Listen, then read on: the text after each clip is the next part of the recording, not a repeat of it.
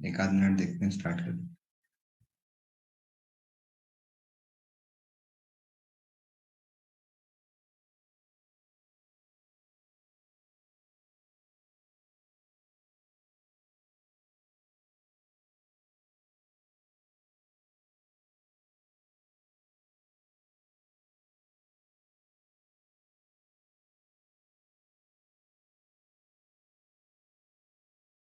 चलो बच्चों, तो लास्ट क्लास में हमने डिस्कशन किया था जनरल इंट्रोडक्शन ऑफ बायोफार्मास्यूटिक्स कि हम यहाँ पर क्या क्या चीजें पढ़ने वाले हैं। तो आपने टेबल में देख लिया था कि हम कौन कौन सी प्रोसेस पढ़ेंगे। एब्जॉर्प्शन पढ़ेंगे, डिस्पोजिशन पढ़ेंगे, फिर उसके अंदर हम डिस्ट्रीब्यूशन एलिमिनेशन पढ़ेंगे। एलिमिनेशन के अंदर हम मेटाबॉलिज्म पढ़ेंगे और एक्सक्रीशन पढ़ेंगे। सबसे पहले पार्ट पे आ जाते हैं हम एब्जॉर्प्शन पे। ठीक है ना? ओके, चलो बच्चों, तो सबसे पहले एब्जॉर्प्शन ऑफ ड्रग की बात कर लेते हैं। तो यहाँ पर क्या क्या चीजें पढ़ना है आपको, एब्जॉर्प्शन होता कैसे, कौन कौन से रूट हैं, और अगर किसी रूट के लिए कुछ स्पेसिफिकेशंस हैं तो आपको उन रूट के वो स्पेसिफिकेशंस जो हैं वो ध्यान रखने हैं। ठीक है? तो यहाँ से जो क्वेश्चन बनेगा, अगर किस टाइप का क्वेश्चन बनेगा वो पहले ही बता दे रहा हूँ बच्चों में। एक आपको याद रखना है, आपको different types of mode of absorption. इसमें पैरासेलुलर ट्रांसपोर्ट हो सकता है, फेगोसाइटोसिस हो सकता है, एंडोसाइटोसिस हो सकता है, एक्टिव ट्रांसपोर्ट, पेसिव ट्रांसपोर्ट। तो जितने भी पॉसिबल ट्रांसपोर्ट मैकेनिज्म है वो सब आपको यहाँ पर ध्यान रखना है। ठीक है? चलो, तो वन बाय वन करके स्टार्ट करते हैं अपन इसको।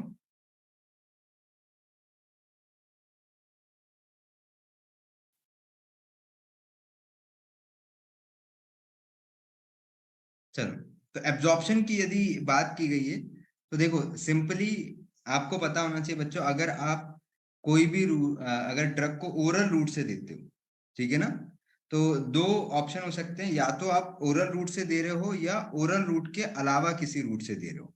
तो अगर आप ओरल रूट से दे रहे हो, ठीक है ना, तो इसको हम बोलते हैं इंट्रल रूट।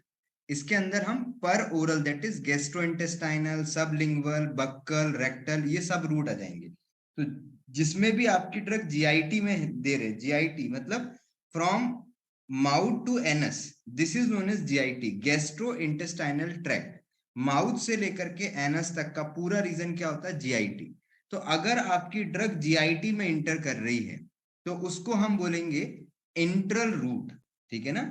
इंटेस्टाइन में अगर आ रही है, पूरी जीआईटी में आ रही है, तो उसको आप बोलोगे इंट्रल रूट, या उसको आप पर ओरल रूट भी बोल सकते हो। तो फ्रॉम माउथ टू एनस क्या क्या हो गया? अगर हम माउथ की बात करते हैं तो बक्कल और सबलिंगुअल रूट हो गया। ठीक है? अगर स्टमक और इंटेस्टाइन में जा रही है तो गैस्ट्रो इंटेस्टाइनल हो गया। और अगर रेक्टल रूट से एब्जॉर्ब हो रही है तो वो क्या हो गया? रेक्टल रूट हो गया। ठीक है? तो ये यहां से एक क्वेश्चन बनता है बच्चों, आपको ध्यान रखना है।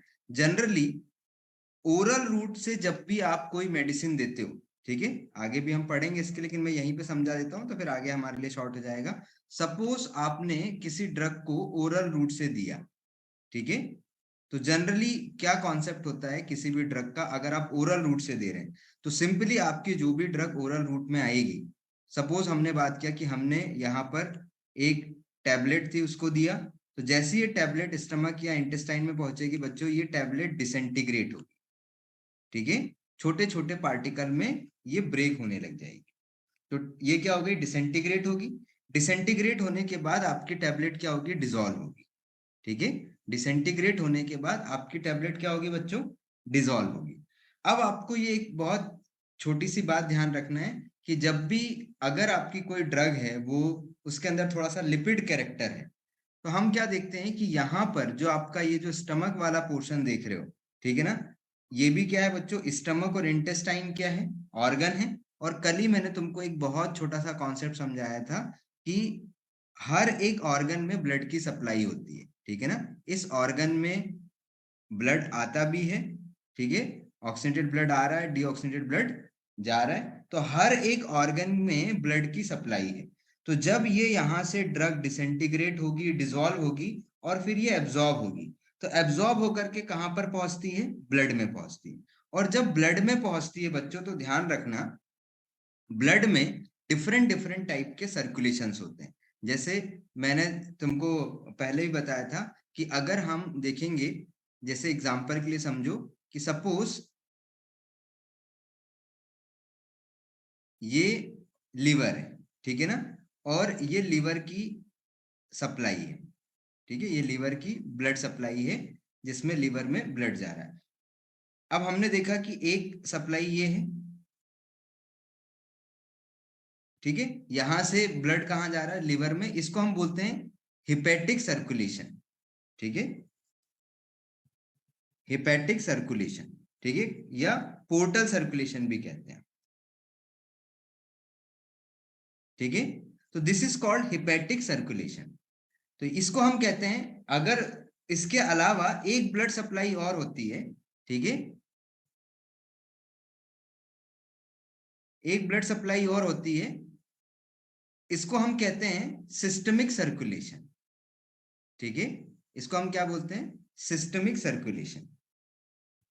तो ये क्या होता है बच्चों, ऑर्गन के हिसाब से हर किसी का नाम दे दिया जाता है। जैसे मैंने क्या कहा था, ऐसा सर्कुलेशन जो आपके हार्ट से निकल के लंग्स में जाता है उसको हम कहते हैं पल्मोनरी सर्कुलेशन।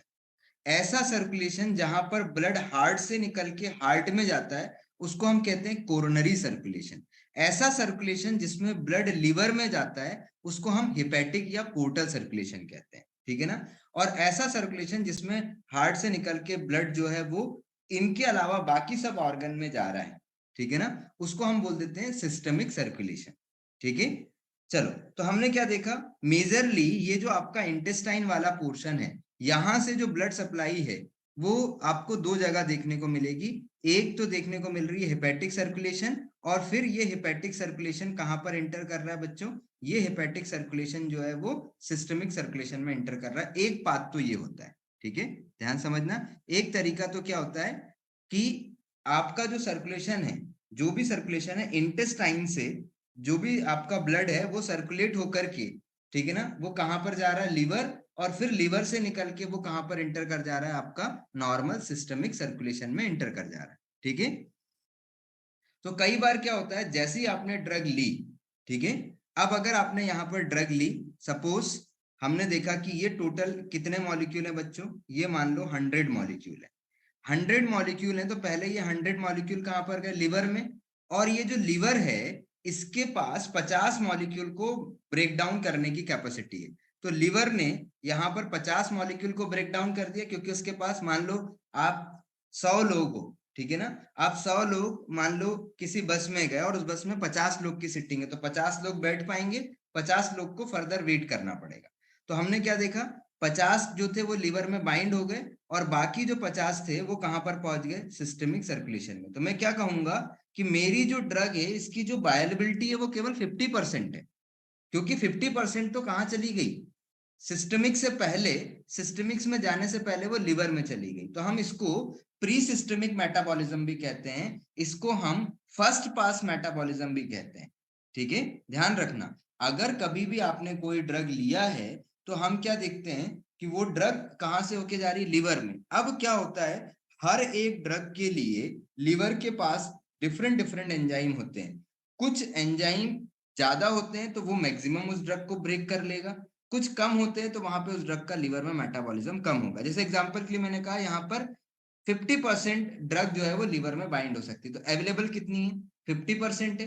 तो अगर मान लो मुझे इस ड्रग का इफेक्ट लाने के लिए ब्लड में मुझे मिनिमम इफेक्टिव कंसेंट्रेशन 100 mg चाहिए, तो इस केस में मुझे 200 मिलीग्राम ड्रग देनी होगी, क्योंकि मुझे पता है 50% तो कहाँ चली जाएगी, फर्स्ट पास मेटाबॉलिज्म में। इसीलिए याद रखना बच्चों, जिन भी ड्रग का फर्स्ट पास मेटाबॉलिज्म होता है वो ड्रग हमेशा हाई डोज में दी जाती है, ठीक है, वो ड्रग हमेशा क्या की जाती है, हाई डोज में दी जाती है। जो भी ड्रग जिनका भी मेटाबॉलिज्म होता है वो हमेशा हाई डोज में दी जाएगी, ठीक है, क्लियर है बात, ओके।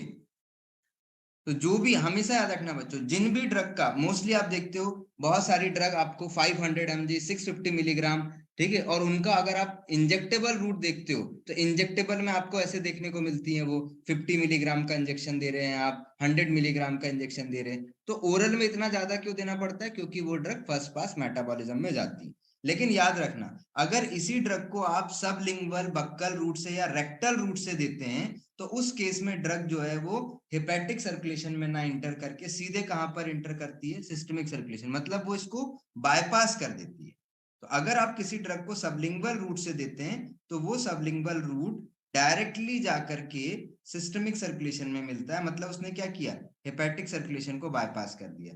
ऐसे ही जो रेक्टल रूट होता है बच्चों, जो रेक्टल रूट होता है, ये रेक्टल रूट भी क्या करता है, बायपास कर देता है और सीधे कहां पहुंचता है, सिस्टमिक सर्कुलेशन। तो याद रखना, ओरल रूट में जो भी ड्रग आपके स्टमक और इंटेस्टाइन में पहुंचती है उसी में चांस होते हैं फर्स्ट पास मेटाबॉलिज्म के, ठीक है ना।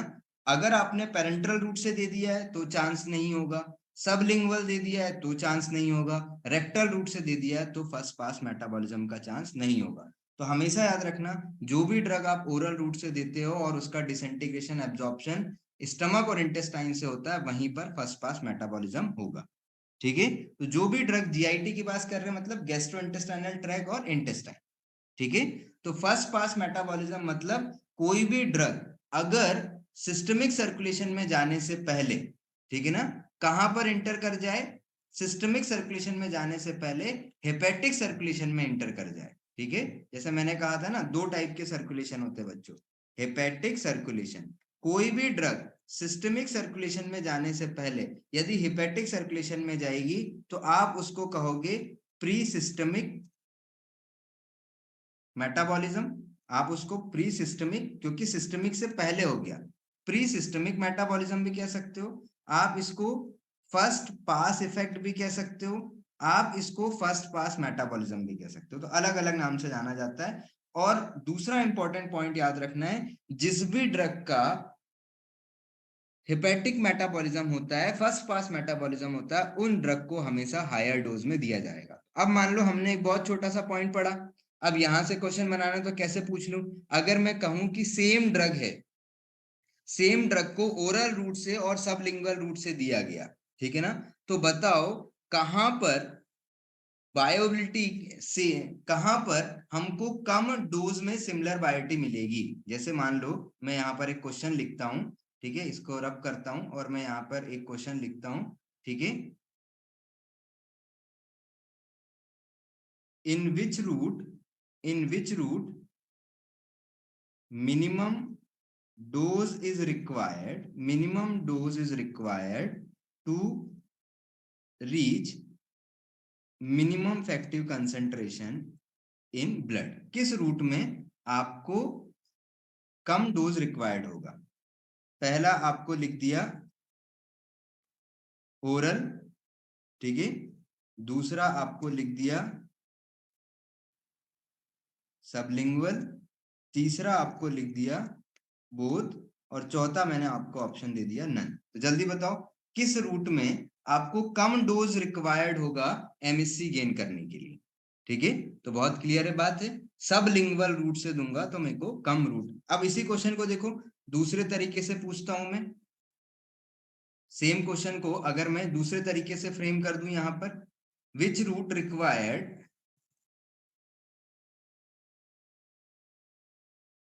Maximum dose to reach MSC in blood, और अब मैं आपको ऑप्शन दे देता हूं,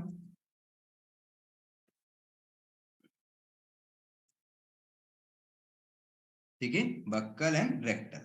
जल्दी बताओ अब आंसर क्या होगा,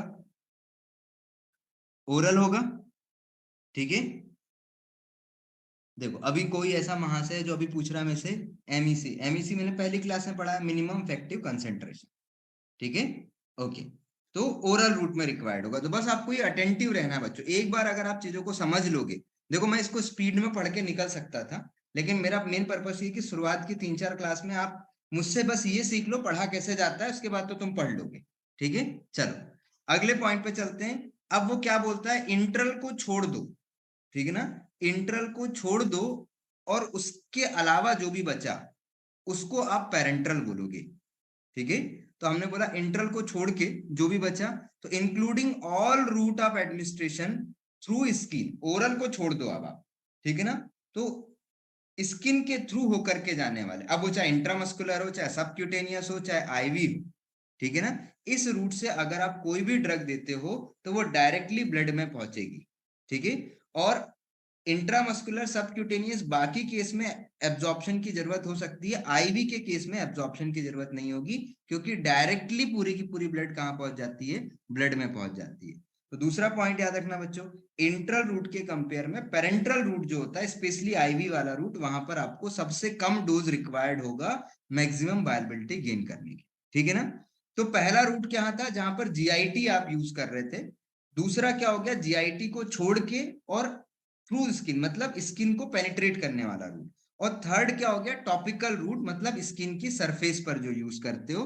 अब इसके अंदर ऑप्थेल्मिक भी आ जाता है, आई वाला भी, क्योंकि आई से कोई भी ड्रग पेनिट्रेट होकर के ब्लड में नहीं जाती। मतलब टॉपिकल रूट जो होते हैं बच्चों, जनरली ये नॉन सिस्टमिक रूट होते हैं, यहां से जो ड्रग है उनका बहुत ही मिनिमम एब्जॉर्प्शन होता है, ना के बराबर एब्जॉर्प्शन होता है, ठीक है।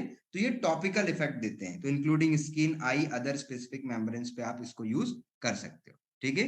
तो these are the different route, ठीक है। बिल्कुल, topical action is a kind of local action. Okay, चलो, टॉपिकल जो है वो ब्लड में नहीं जा रहा है, ठीक है। टॉपिकल वाला आपका जो भी टॉपिकल एक्शन आप दे रहे हो वो ब्लड में नहीं जा रही है, ठीक है। अदरवाइज आप लोशन लगा रहे हो शरीर पे, वो ब्लड में जाएगा, ऐसा नहीं है, ठीक है। ओके, अगले पॉइंट पर चलते हैं। लोकल एक्शन है तो आपको बायोअवेलेबिलिटी, ब्लड में आप ड्रग देना ही नहीं चाहते हो, आपकी एक्शन है लोकल एक्शन। आप सनस्क्रीन लगा रहे हो, आप स्किन को प्रोटेक्ट करना चाह रहे हो, आप चाह ही नहीं रहे हो कि वो ड्रग आपके ब्लड में जाए, ठीक है। आप चेहरे पे फेस पैक लगा रहे हो तो आप थोड़े चाह रहे हो कि वो आपके ब्लड में चला जाए, आप लोकल एक्शन चाहते हो, टॉपिकल एक्शन चाहते हो, इमोलियंट चाह रहे हो, स्किन को आप मॉइस्ट बना के, तो जो भी चीज आप दे रहे हो वो आप लोकल एक्शन के लिए दे रहे हो, ठीक है। चलो, अगले पॉइंट पर चलते हैं।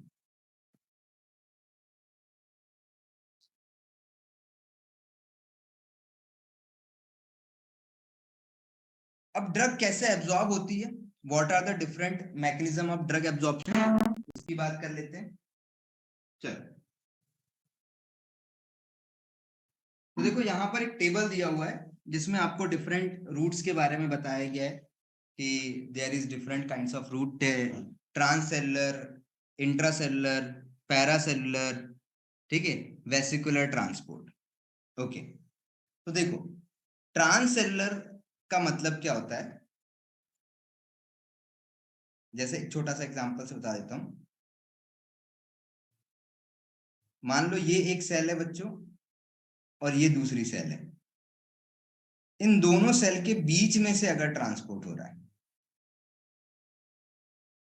ठीक है, इसको आप बोलोगे ट्रांससेलुलर या इंट्रासेलुलर, ठीक है। सॉरी, मैं थोड़ा उल्टा बना गया, ये अक्रॉस द सेल अगर मूवमेंट हो रहा है, ठीक है, अक्रॉस द सेल यदि मूवमेंट हो रहा है, और एक ये वाला है पैरासेलुलर ट्रांसपोर्ट। पैरासेलुलर ट्रांसपोर्ट में सेल के बीच से ट्रांसपोर्ट, ठीक है, ये रहा।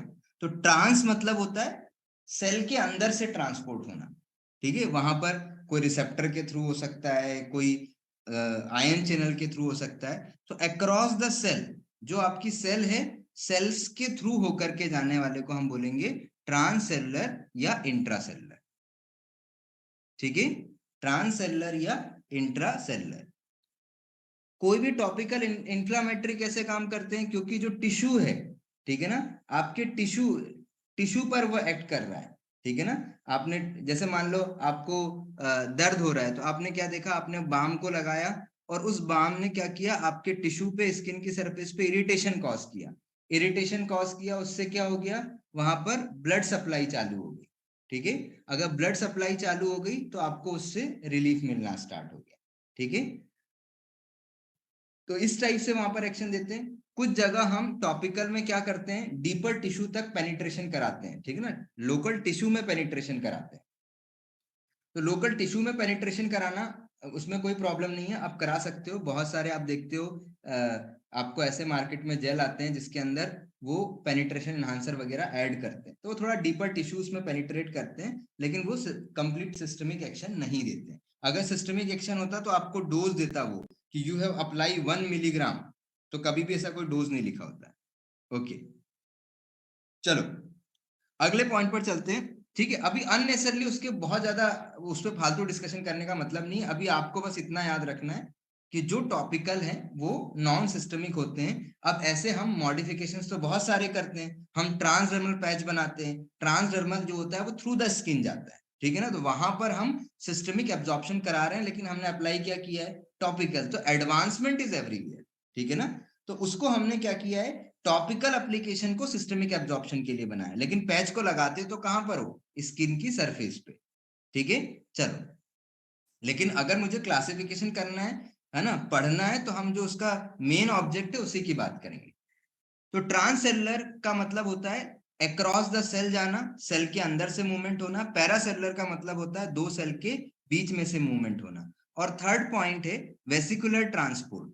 थर्ड पॉइंट है वेसिकुलर ट्रांसपोर्ट का मतलब होता है किसी स्पेशल मैकेनिज्म के थ्रू, जैसे मान लो ये एक सेल है, ठीक है ना, और यहाँ पर ये एक सेल है और यहाँ पर कोई पार्टिकल है, तो सेल ने क्या किया, इस पार्टिकल को सेल क्या करती है बच्चों, इनगल्फ कर लेती है। ये पार्टिकल को सेल ने क्या किया, इनगल्फ कर लिया, फिर उस पार्टिकल को वो अपने अंदर लेकर के आ गए, ठीक है। तो this is simply a process of pinocytosis, phagocytosis. Cell किसी भी चीज को अपने अंदर, जैसे अमीबा का आपने देखा होगा, पहले पढ़ा होगा कि अमीबा किस तरीके से फूड लेता है, तो amoeba is a unicellular organism.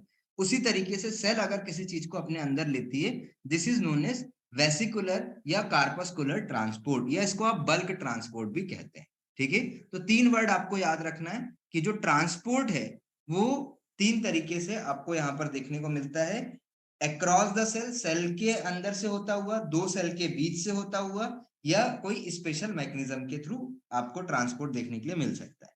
अब अगर आप यहाँ पर देखोगे तो इसका क्लासिफिकेशन किया गया है ट्रांसपोर्ट का, कि ये जो ट्रांसपोर्ट है ये पेसिव ट्रांसपोर्ट भी हो सकता है, ये जो ट्रांसपोर्ट है ये एक्टिव ट्रांसपोर्ट भी हो सकता है। ऐसे ही आपको पैरासेलुलर ट्रांसपोर्ट भी देखने को मिलेगा, ठीक है बच्चों। चलो, तो एक एक करके हम ये सारे ट्रांसपोर्ट की यहाँ पे स्टडी कर लेते हैं। चलो, आवाज आ रही है सभी को क्लियर?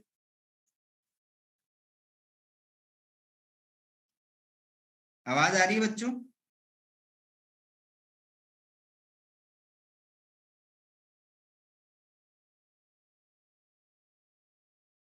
आवाज आ रही है सभी को? जल्दी बताओ भाई।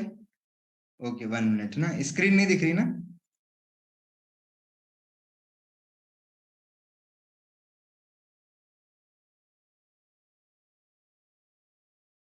ओके, अभी स्क्रीन दिख रही है क्या?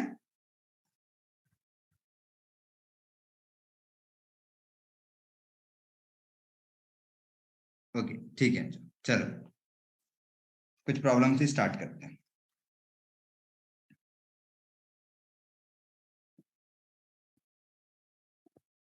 तो मैं इसको एक एक साथ समझा देता हूँ, एक ब्लैंक स्लाइड लेकर के।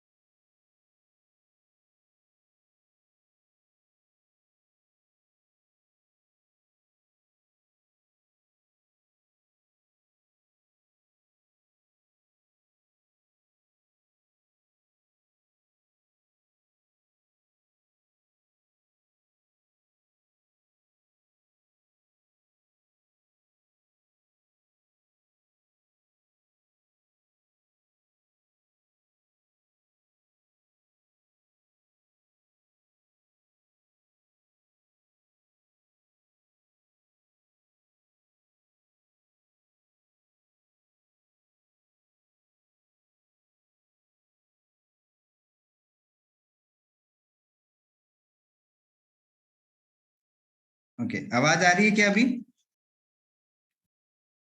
हेलो? ओके, स्क्रीन दिख रही है?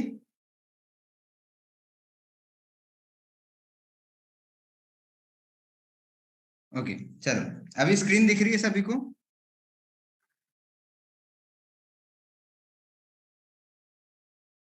चलो इधर ध्यान दो बच्चों। तो हमारे पास ट्रांसपोर्ट में एक पेसिव ट्रांसपोर्ट मैकेनिज्म है, एक एक्टिव ट्रांसपोर्ट मैकेनिज्म है। तो एक एक करके सारी मैकेनिज्म को एक बार पढ़ लेते हैं। ओके, चलो, तो यहाँ पर ध्यान दो।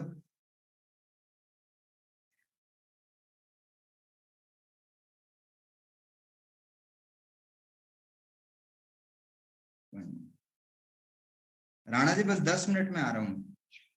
हाँ हाँ हाँ। हाँ हाँ हाँ हाँ।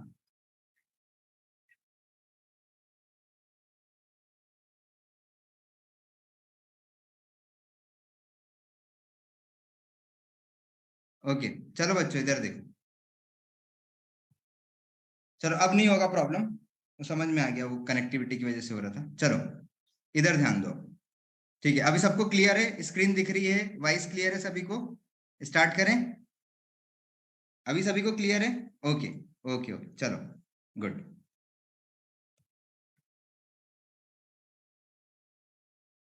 चलो एक एक करके स्टार्ट करते हैं बच्चों। सबसे पहले वर्ड लिखा है यहाँ पर, देखो, पेसिव ट्रांसपोर्ट। तो कुछ इंपॉर्टेंट चीजें पेसिव ट्रांसपोर्ट के लिए समझ लो पहले, फिर मैं स्टार्ट करता हूँ इसको। देखो, बहुत सिंपल सी बात है। कुछ ऐसी प्रोसेस होती है बच्चों जिसके लिए आपको एनर्जी की रिक्वायरमेंट नहीं होती। कुछ ऐसी प्रोसेस है जिसके लिए आपको एनर्जी की रिक्वायरमेंट नहीं होती है, they are called passive transport. Example के लिए, एक बहुत छोटा सा एग्जाम्पल से समझो। सपोज यदि आप ऐसी किसी पोजीशन पे हो और आप यहां से यहां ड्राइव कर रहे हो, ठीक है? मान लो आप यहां पर हो और इधर से इस डायरेक्शन में आप क्या कर रहे हो, ड्राइव कर रहे हो। तो आपको ऑटोमेटिकली पता है कि इस डायरेक्शन से यदि आप ड्राइव कर रहे हो तो यहां पर आपको एक्स्ट्रा कोई एनर्जी लगाने की जरूरत नहीं है। आप बड़े आसानी से खुद ब खुद क्या कर जाओगे, मूव कर जाओगे। अब ऐसा क्यों हुआ, समझने वाली बात है। ठीक है, ऐसा क्यों हुआ भाई? तो यहां पर देखो, अगर मैं बात करूं तो यहां पर हाइट जो है वो ज्यादा है, और यहां पर जो हाइट है, इस वाले पॉइंट पर हाइट जो है वो लो है।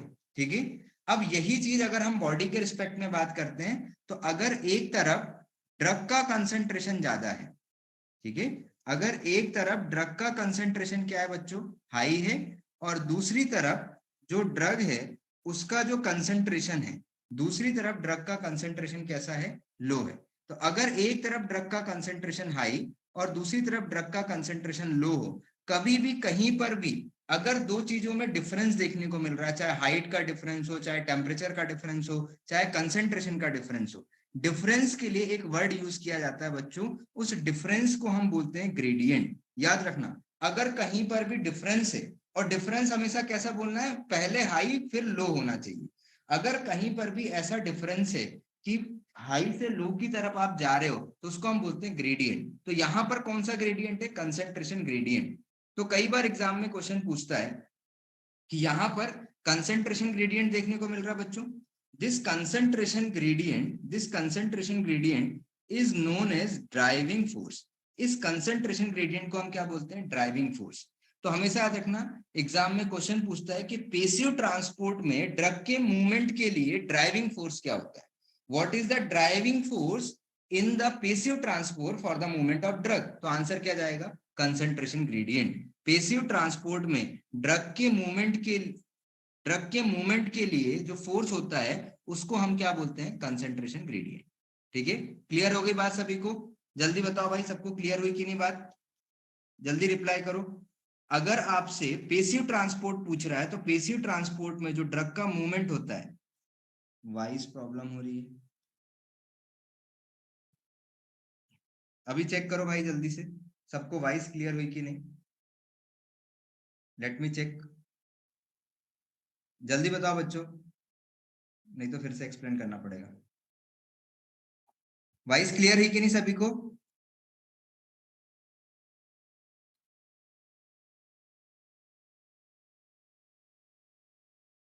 अभी तो यहाँ बिल्कुल क्लियर आ रहा है बच्चों। सभी को क्लियर हो गई? स्टार्ट करें? ओके, चलो अभी क्लियर है तो एक बार फिर से देखो जल्दी से। मैंने क्या कहा, अगर आप ड्राइविंग कर रहे हो, एक तरफ हाइट ज्यादा है एक तरफ हाइट लो है, कभी भी अगर एक तरफ कोई चीज हाई है दूसरी तरफ लो है तो उसके लिए हम वर्ड यूज करते हैं ग्रेडियंट। ठीक है, अगर हाइट की बात करता तो मैं लिखता हाइट ग्रेडियंट, अगर मैं कंसंट्रेशन की बात करूंगा तो मैं लिखूंगा कंसंट्रेशन ग्रेडियंट। ठीक है, तो पेसिव डिफ्यूजन की जब भी बात की जाती है, पेसिव ट्रांसपोर्ट की जब भी बात की जाती है, तो हम कहते हैं पेसिव ट्रांसपोर्ट में किसी भी ड्रग का मूवमेंट जो होता है वो हमेशा मूवमेंट कैसा होगा बच्चों, हाई कंसंट्रेशन से लो कंसंट्रेशन की तरफ होगा। पेसिव डिफ्यूजन में ड्रग का जो मूवमेंट है वो हमेशा कहां से कहां होगा, हाई कंसंट्रेशन से लो कंसंट्रेशन की तरफ होगा, और ड्राइविंग फोर्स कौन सा होगा, कंसंट्रेशन ग्रेडियंट होगा। पहला पॉइंट क्लियर हो गया सभी को? ठीक है, चलो मैं एक ब्लैंक स्लाइड लेकर के सारे पॉइंट को एक साथ कंपेयर कर देता हूं। जिन लोगों ने नहीं सुन पाया, जिनको आवाज कट गई थी, वो अभी ध्यान से सुन लो, कोई दिक्कत नहीं। ठीक है, ध्यान समझना, जितने इंपॉर्टेंट पॉइंट है वो एक बार में मैं यहाँ पर पूरे एक साथ कंपाइल कर दे रहा हूँ बच्चों, तो आपको 8-10 स्लाइड देखने की जरूरत ही नहीं। चलो एक ब्लैंक स्लाइड लेता हूँ।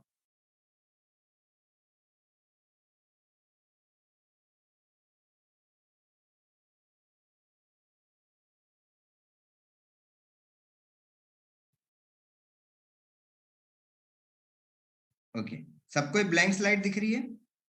सबको ब्लैंक स्लाइड दिख रही है? क्लियर? चलो अब यहाँ पर बहुत ध्यान समझना, मैं एक साथ पूरा कंपेयर कर दे रहा हूँ तो आपको ये 8-10 स्लाइड पढ़ने की जरूरत ही नहीं। देखो, सबसे पहला पॉइंट होता है बच्चों पेसिव डिफ्यूजन। ठीक है, मैं एक साथ पूरे कंपेयर कर दे रहा हूँ। सबसे पहला पॉइंट होता है पेसिव डिफ्यूजन। ठीक है, इसके अलावा तुम बुक में जब आप पढ़ोगे, ठीक है ना, तो आपको एक देखने को मिलेगा पोर ट्रांसपोर्ट। ठीक है, एक देखने को मिलेगा पोर ट्रांसपोर्ट। इसके अलावा जब आप देखोगे तो इसके अलावा आपको एक मिलेगा बच्चों, that is carrier mediated transport.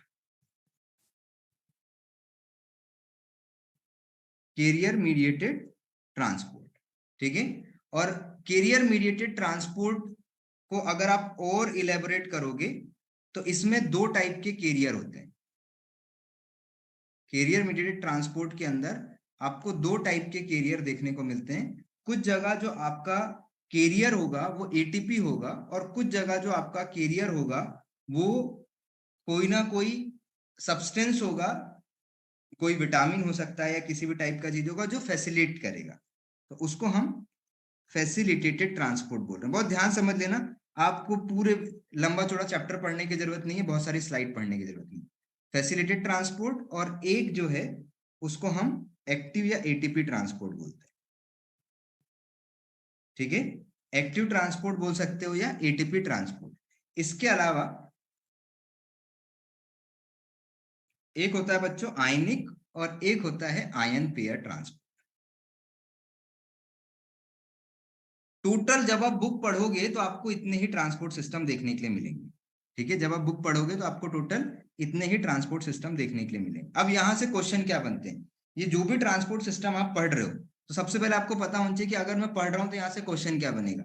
हर एक जगह से सबसे पहला क्वेश्चन ये बनता है कि इनका ड्राइविंग फोर्स क्या है, आखिर ऐसी कौन सी चीज है जिसकी वजह से ड्रग का मूवमेंट होता है। तो यहां से जो सबसे इंपॉर्टेंट पॉइंट क्या बनता है, हर किसी का आपसे क्या पूछा जाएगा, ड्राइविंग फोर्स क्या है। ठीक है, तो जैसे अगर मैं बात करता हूं बच्चों पेसिव डिफ्यूजन, पेसिव डिफ्यूजन की यदि मैं बात करता हूं तो पेसिव डिफ्यूजन का ड्राइविंग फोर्स जो होता है वो होता है कंसंट्रेशन ग्रेडियंट। और जस्ट मैंने अभी बताया कंसंट्रेशन ग्रेडियंट का मतलब क्या है, कि ड्रग का मूवमेंट कहां से कहां होना, हाई कंसंट्रेशन से लो कंसंट्रेशन की तरफ होना, this is known as concentration gradient. तो जब कभी भी पेसिव डिफ्यूजन होगा तो ड्राइविंग फोर्स क्या होगा, कंसंट्रेशन ग्रेडियंट होगा। दूसरा याद रखना बच्चों, जब कभी भी पोर ट्रांसपोर्ट होगा, जब कभी भी पोर ट्रांसपोर्ट होगा तो उस केस में पोर ट्रांसपोर्ट का मतलब होता है आपकी मेम्ब्रेन में छोटे छोटे से पोर्स हैं, और जब उस मेम्ब्रेन में कोई लिक्विड मूव कर रहा है, ठीक है ना, उस लिक्विड के प्रेशर के साथ साथ आपका ड्रग का भी मूवमेंट हो जाना, उसको हम बोलते हैं हाइड्रोस्टैटिक या ऑस्मोटिक प्रेशर। तो हाइड्रोस्टैटिक या ऑस्मोटिक प्रेशर के साथ साथ किसी ड्रग का मूवमेंट होना, this kind of transport is known as pore transport. ठीक है, तो टू द पॉइंट एकदम आप याद रखते चलो कि अगर पोर ट्रांसपोर्ट है तो मैकेनिज्म क्या होगी, ड्रग के ट्रांसपोर्ट की मैकेनिज्म क्या होगी। अगला पॉइंट लिखा फैसिलिटेड ट्रांसपोर्ट। इसका मतलब है कि भाई सपोज मान लो आप कहीं पर कोई कॉन्फ्रेंस हो रही है और आप उस कॉन्फ्रेंस में गए, ठीक है ना, और उस कॉन्फ्रेंस में गेट पास चेक किया जा रहा है, ठीक है, लेकिन आपके पास गेट पास नहीं था, तो आपने क्या किया, आपके किसी दोस्त का गेट पास लेकर के चले गए। तो जो गेट पास है वो फैसिलिटेट कर रहा है आपको, ठीक है ना, आपकी एंट्री अलाउ नहीं थी, आप नहीं जा सकते थे क्योंकि आपने रजिस्ट्रेशन नहीं किया था। लेकिन अगर आपके पास वो गेट पास आ जाए तो वो आपको फैसिलिटेट कर देगा, वो एक कैरियर हो गया आपके लिए, ठीक है ना। तो वो एक कैरियर है जो आपको फैसिलिटेट कर रहा है। तो कैरियर में याद रखना, जो एंट्री है वो कैरियर पे डिपेंड करती है। जितने ज्यादा कैरियर होंगे उस कॉन्फ्रेंस में उतने ही लोग जा सकते हैं जितने के पास वो कार्ड है, ठीक है ना। तो entry into the conference is depend upon the availability of card. तो हम कहते हैं कार्ड जितना ज्यादा होगा उतने ज्यादा लोग अंदर जाएंगे, कार्ड जितना कम होगा। इसका मतलब है फैसिलिटेटेड में भी जो ड्राइविंग फोर्स है वो भी कंसंट्रेशन ग्रेडियंट है, ठीक है ना। लेकिन ये कंसंट्रेशन ग्रेडियंट किस चीज का है, कैरियर का है। जैसे मान लो आपकी एक ड्रग है और वो जो ड्रग है बच्चों वो किसी विटामिन के साथ कॉम्प्लेक्स बनाती है। तो अगर आपकी बॉडी में वो विटामिन है तो आपकी ड्रग विटामिन से जुड़ के एब्जॉर्ब होगी। अगर विटामिन की डेफिशिएंसी है तो आपकी ड्रग एब्जॉर्ब नहीं होगी। It means absorption of drug is depend upon carrier, depend upon that vitamin, depend upon that mineral. कोई मिनरल हो सकता है, कोई विटामिन हो सकता है, वो एब्जॉर्प्शन का काम कर रहा है, ठीक है ना। चलो, तो फैसिलिटेड ट्रांसपोर्ट की अगर हमने बात की तो इसका भी ड्राइविंग फोर्स क्या हो गया, concentration gradient. Active transport, active transport का मतलब होता है बच्चों आपको मूवमेंट क्या करना है। अब की बार आपको बाइसिकल अपोजिट चलानी है, आप नीचे की तरफ खड़े हो और आपको ऊपर जाना है। तो अगर नीचे से ऊपर की तरफ जाना है तो आपको एनर्जी ज्यादा लगेगी। तो यहां पर आपको क्या करना पड़ेगा, एनर्जी देनी पड़ेगी। और हमारी बॉडी में जो एनर्जी की यूनिट होती है वो क्या होती है, ग्लूकोज। और ग्लूकोज के ब्रेकडाउन से क्या बनता है, एटीपी। तो द एनर्जी करेंसी, जो एनर्जी की करेंसी है वो एटीपी है। तो इस प्रोसेस में हमको क्या लगेगी, एटीपी लगेगी। क्यों लग रही है भाई एटीपी, क्योंकि आपको अपोजिट मूवमेंट करना है, लो कंसंट्रेशन से, लो कंसंट्रेशन से कहां पर मूव करना है, हाई कंसंट्रेशन में मूव करना है। तो बॉडी को उस ड्रग को अंदर भेजने के लिए, एब्जॉर्ब कराने के लिए एनर्जी देनी पड़ेगी। तो यहां पर देखो हाई से लो जा रहे थे, तो इसको एक और नाम से जाना जाता है, उसको कहा जाता है down hill transport. Passive transport को डाउन हिल ट्रांसपोर्ट के नाम से भी जाना जाता है, और एक्टिव ट्रांसपोर्ट को अप हिल ट्रांसपोर्ट के नाम से भी जाना जाता है, ठीक है। इसके अलावा आप देख रहे हो एक आपको आयनिक या इलेक्ट्रोकेमिकल ट्रांसपोर्ट की बात की जाती है। तो यहां पर जो आयंस है, ठीक है ना, इन आयंस की वजह से एक तरफ आयन का कंसंट्रेशन ज्यादा है, एक तरफ आयन का कंसंट्रेशन कम है। और आप देखते हो बहुत सारे हमारे बॉडी में पंप लगे होते हैं, जैसे सोडियम चैनल है, पोटेशियम चैनल है। तो इनसे किसका माइग्रेशन होता है बच्चों, आयंस का। लेकिन माइग्रेशन होने के लिए भी तो चैनल के बाहर आयंस क्या होने चाहिए, ज्यादा होने चाहिए। तो हम कहते हैं जो आयंस है वो एक टाइप के केमिकल हैं, उनके ऊपर चार्ज होते हैं। तो हम कहते हैं यहाँ पर कंसंट्रेशन ग्रेडियंट की जगह हम यहाँ पर वर्ड यूज करते हैं इलेक्ट्रिकल ग्रेडियंट, क्योंकि वो क्या करते हैं, चार्ज डेवलप करते हैं। तो याद रखना, आयनिक ट्रांसपोर्ट के केस में हम जब बात करते हैं तो यहाँ पर जो मूवमेंट होता है वो इलेक्ट्रिकल ग्रेडियंट की होती है, ठीक है। तुमने अगर कार्डियक सिस्टम पढ़ा होगा तो हार्ट के अंदर जो इंपल्स का कंडक्शन होता है ये सब किसकी वजह से होता है, इलेक्ट्रिकल ग्रेडियंट। उन आयन की वजह से अक्रॉस द मेम्ब्रेन में चार्ज का डिफरेंस हो जाता है, एक तरफ पॉजिटिव चार्ज, एक तरफ निगेटिव चार्ज, ठीक है। चलो, आयन पेयर, आयन पेयर की जब हम बात करते हैं तो हम क्या देखते हैं कि मान लो आपकी बॉडी में जिस जगह पर ये ड्रग है वहां पर हमने देखा कोई भी आयन चैनल नहीं है। लेकिन हम क्या देखते हैं, बॉडी के कुछ एंडोजीनियस पेप्टाइड या बॉडी का कोई एंडोजीनियस सब्सटेंस उस आयन के साथ पेयर हो जाता है, ठीक है ना।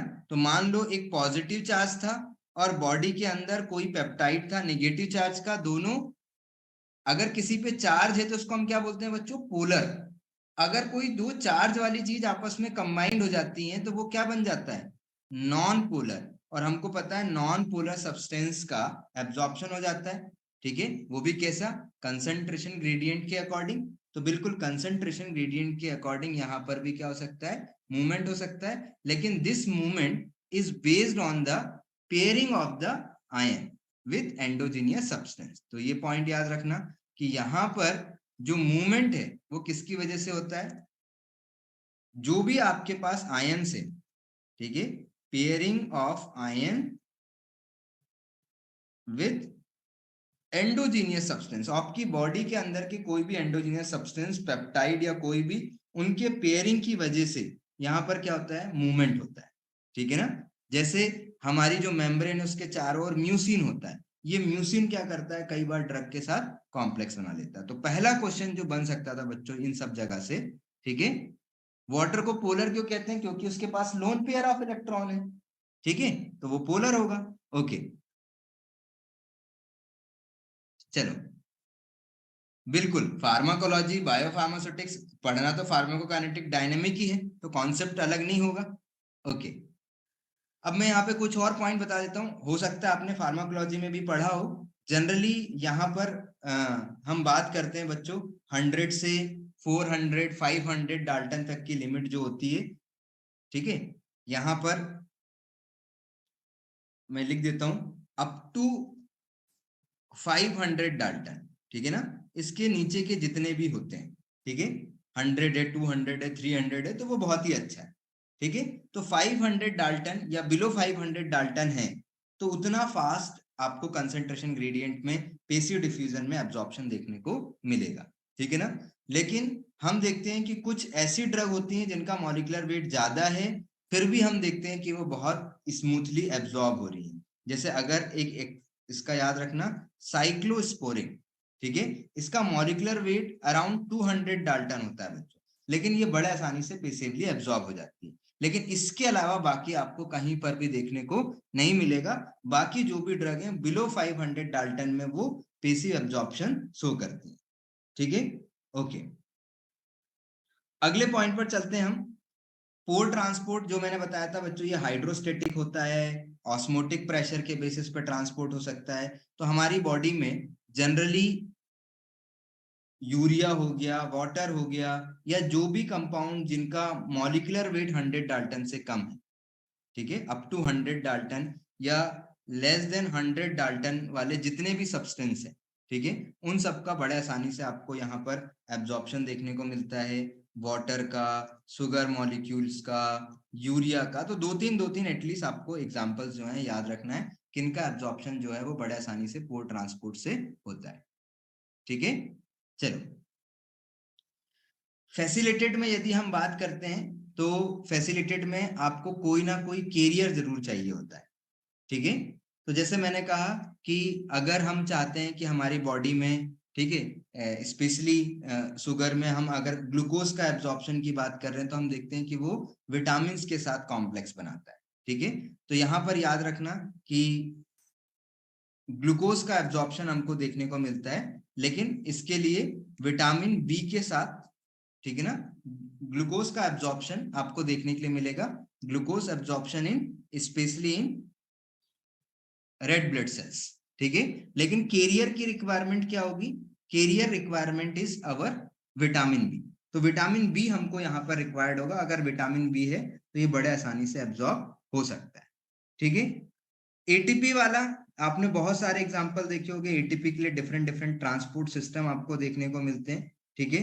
तो जो भी आपने जितने भी एनर्जी वाले सिस्टम पढ़े हैं बच्चों, सोडियम पोटेशियम एटीपीएस पंप, इनसे जितनी भी ड्रग एब्जॉर्ब हो रही हैं, ठीक है, एसी इनिबिटर हो गया आपका, लीवोडोपा हो गया, एंटी कैंसर की ड्रग हो गई, बहुत सारी ड्रग हैं जिनमें एनर्जी की रिक्वायरमेंट होती है। तो ये सब किसके थ्रू एब्जॉर्ब होंगी, एक्टिव ट्रांसपोर्ट के थ्रू एब्जॉर्ब होंगी, ठीक है।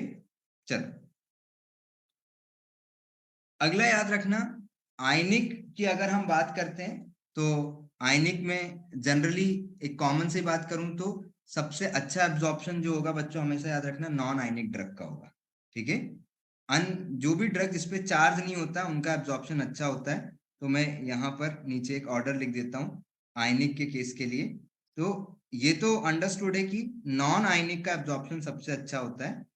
आयनिक में अगर मैं बात करता हूँ, ठीक है ना, क्योंकि हमारा टॉपिक आयनिक है, तो आयनिक में दो पॉसिबिलिटी हो सकती है। या तो आपकी ड्रग जो है वो एनायन हो सकती है, ठीक है, या तो आपकी ड्रग एनायन हो सकती है, या तो आपकी ड्रग जो है वो कैटायन हो सकती है। ठीक है, तो एनायन और कैटायन हमको आयनिक में बात करनी थी।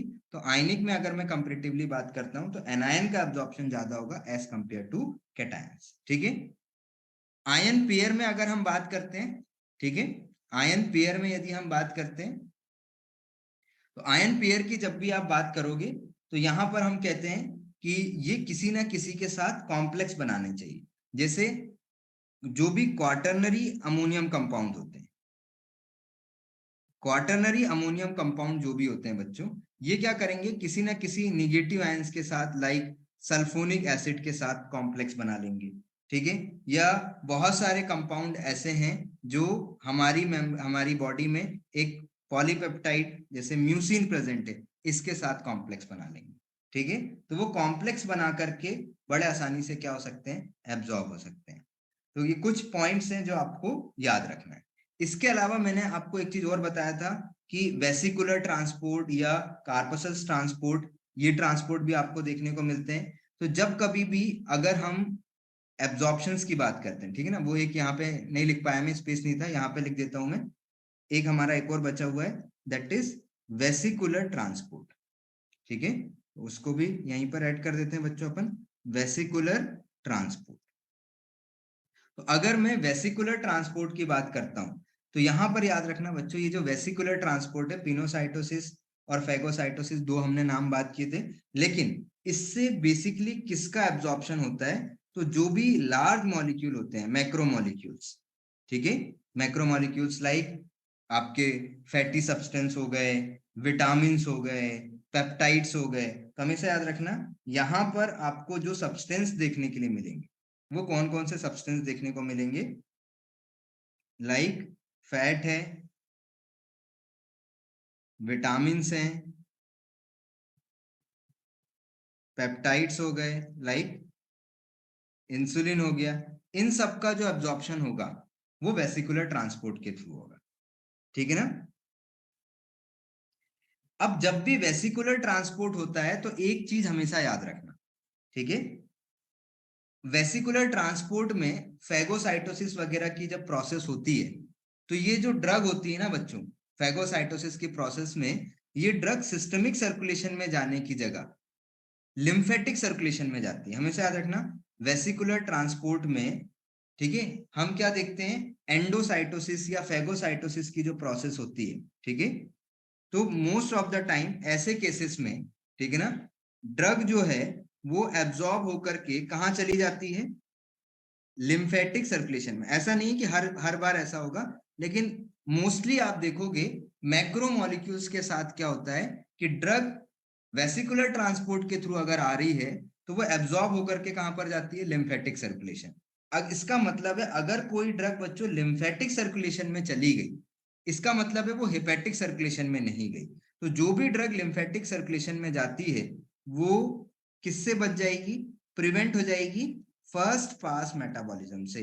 किससे प्रिवेंट हो जाएगी, फर्स्ट पास मेटाबॉलिज्म से। क्लियर हो गया। तो एक और क्वेश्चन बन गया, कोई भी ड्रग अगर लिम्फेटिक सर्कुलेशंस में जाती है, ठीक है, कोई भी ड्रग अगर लिम्फेटिक सर्कुलेशन में जाती है तो हम क्या बोलेंगे कि उस ड्रग में क्या प्रिवेंट हो जाएगा, फर्स्ट पास मेटाबॉलिज्म प्रिवेंट हो जाएगा। अब मैंने बताया था ये दो टाइप के होते हैं, वो दोनों भी लिख देता हूं। अगर आपकी ड्रग किसी चीज का इंटरनलाइजेशन, किसी चीज को अपने अंदर सॉलिड फॉर्म में लेती है, ठीक है, किसी चीज को अपने अंदर सॉलिड फॉर्म में लेती है, तो हमने कहा सॉलिड फॉर्म में लिया मतलब ईटिंग हो गया, तो वो सेल ईटिंग होगा। ठीक है, और अगर कोई सेल किसी चीज को लिक्विड फॉर्म में लेती है, ठीक है, अगर वो लिक्विड फॉर्म में लेती है तो उसको हम क्या बोलेंगे, सेल ड्रिंकिंग। जैसे आपने सुना होगा कि जब कभी भी पोलियो का वैक्सीन दिया जाता है, ठीक है ना, तो हमारी बॉडी में फैगोसाइटोसिस होती है, ठीक है। तो जो पोलियो का वैक्सीन होता है वो दो टाइप का होता है, एक होता है सेबिन और एक होता है साग। तो जो सेबिन वैक्सीन होता है बच्चों पोलियो का, उसका जो एब्जॉर्प्शन हमारी बॉडी में होता है वो पिनोसाइटोसिस की प्रोसेस से होगा, ठीक है। उसका एब्जॉर्प्शन किस प्रोसेस से होगा? पिनोसाइटोसिस की प्रोसेस से होगा। क्लियर हो गई बात? सबको क्लियर है? ओके, तो this is the mechanism of cell transport. चलो, तो अब वापस से चलते हैं हम जो पढ़ रहे थे उसी पॉइंट पर, ठीक है। तो ये मैंने पूरी, अगर आप एक एक पीपीटी पढ़ोगे, एक एक पूरे चैप्टर पढ़ोगे, तो उस चैप्टर के अंदर आपको इतनी चीजें देखने को मिलेगी। तो ये सारे पॉइंट हो गए। अब यहां पर आता है कि ये जो भी चीज हमने पढ़ी है बच्चों, इन सब चीज के लिए डिफरेंट डिफरेंट थ्योरी प्रपोज की गई है, ठीक है ना, कि जो ड्रग का एब्जॉर्प्शन होता है, ठीक है ना, वो डिसइंटीग्रेशन के बाद डिसोल्यूशन पे डिपेंड करता है। तो क्या हुआ है, डिसोल्यूशन की डिफरेंट डिफरेंट थ्योरी दी गई है, ठीक है। हाँ, एक पॉइंट और यहाँ पे याद रखना, कई बार डायरेक्टली क्वेश्चन पूछ लिया जाता है कि जो कार्डियक ग्लाइकोसाइड होती है उनका जो एब्जॉर्प्शन है वो दोनों मैकेनिज्म से देखा जाता है, पेसिव ट्रांसपोर्ट भी और एक्टिव ट्रांसपोर्ट भी, ठीक है। तो ये एक एग्जाम पॉइंट ऑफ व्यू से इंपॉर्टेंट है। अब आप इसको चाहे फार्माकोलॉजी का क्वेश्चन समझो, चाहे यहाँ का क्वेश्चन, मैंने पहले ही बोला था बहुत सारे पॉइंट है जो आपके काम के आएंगे। तो कार्डियक ग्लाइकोसाइड को याद रखना बच्चों, कार्डियक ग्लाइकोसाइड में आपको दोनों टाइप का ट्रांसपोर्ट देखने को मिलता है, पेसिव भी और एक्टिव ट्रांसपोर्ट भी, ठीक है। तो ये कुछ पर्टिकुलर आयन चैनल के थ्रू भी एब्जॉर्ब होती हैं और कई बार ये डायरेक्टली पेसिव ट्रांसपोर्ट के थ्रू भी एब्जॉर्ब होती है, ठीक है। आयनिक और आयन पेयर समझ में नहीं आया। आयनिक मतलब आपकी ड्रग आयनिक फॉर्म में जा रही है, मींस अगर सोडियम का एब्जॉर्प्शन करना है, पोटेशियम का एब्जॉर्प्शन करना है, कैल्शियम का एब्जॉर्प्शन करना है, तो ये आयनिक ट्रांसपोर्ट हुआ, ठीक है ना भाई। अगर आपको आयन की रिक्वायरमेंट है, आपकी बॉडी के अंदर सेल के अंदर आयन की डेफिशिएंसी है, तो हमको आयन ही एब्जॉर्ब करना पड़ेगा, ठीक है ना। तो हम कहते हैं अगर आयन का ट्रांसपोर्ट हो रहा है, किसी इलेक्ट्रोलाइट का ट्रांसपोर्ट हो रहा है, sodium potassium calcium, this is the comes under the category of ionic transport. इसको आप इलेक्ट्रोकेमिकल ट्रांसपोर्ट भी कहते हैं, याद रखना।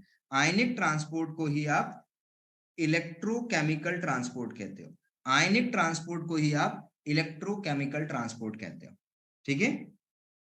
क्लियर हो गई? आयन पेयर ट्रांसपोर्ट में आप किसी आयनिक मॉलिक्यूल को एब्जॉर्ब नहीं करते हो, नॉन आयनिक मॉलिक्यूल को एब्जॉर्ब करते हो। क्लियर हो गई बात सभी को? आयनिक की जब कभी भी आप बात करोगे, लिम्फेटिक सर्कुलेशन, हमारी बॉडी में दो टाइप का सर्कुलेटरी फ्लूइड होता है, एक ब्लड और एक लिम्फ, ठीक है ना।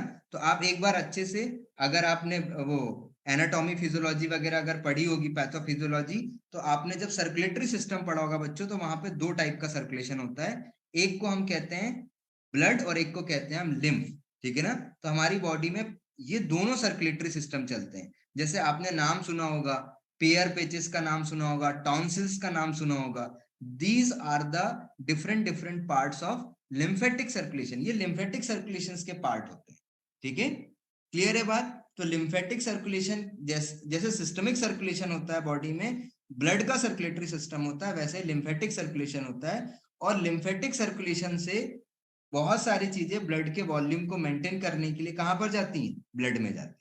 क्लियर हो गई बात सभी को? क्लियर है? चलो, तो ध्यान रखना, ये सारे पॉइंट्स तो जो भी हमको पीपीटी में पढ़ना था मैंने एक साथ कंपेयर कर दिया, ठीक है।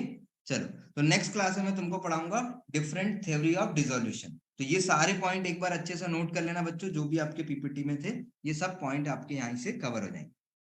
क्लियर है बात? चलो, बाकी फिर अपन नेक्स्ट क्लास में देखेंगे।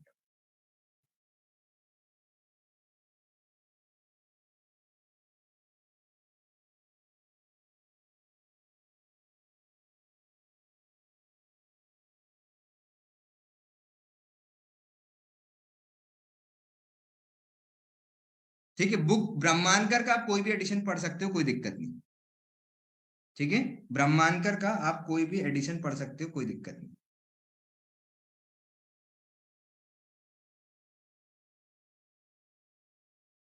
ठीक है बच्चों, चलो,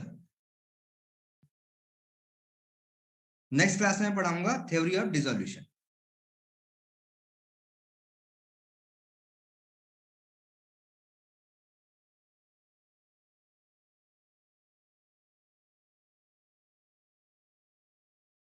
फैसिलिटेटेड डिफ्यूजन में अपोजिट नहीं होता, कंसंट्रेशन ग्रेडियंट जैसा पेसिव होता है वैसे ही फैसिलिटेट होता है।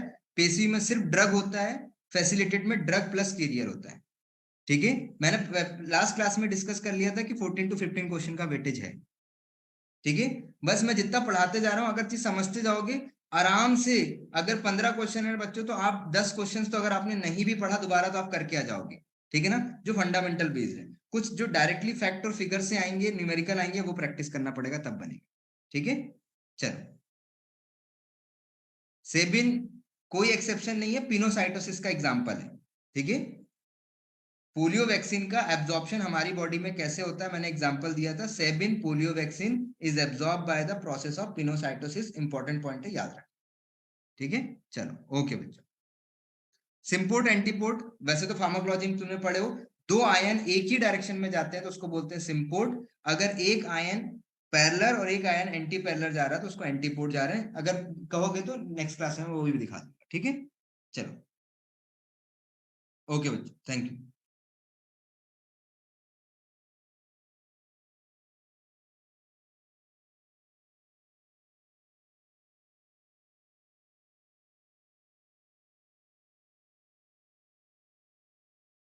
चिंता मत करो, विद इन 10 क्लास में खत्म कर देंगे।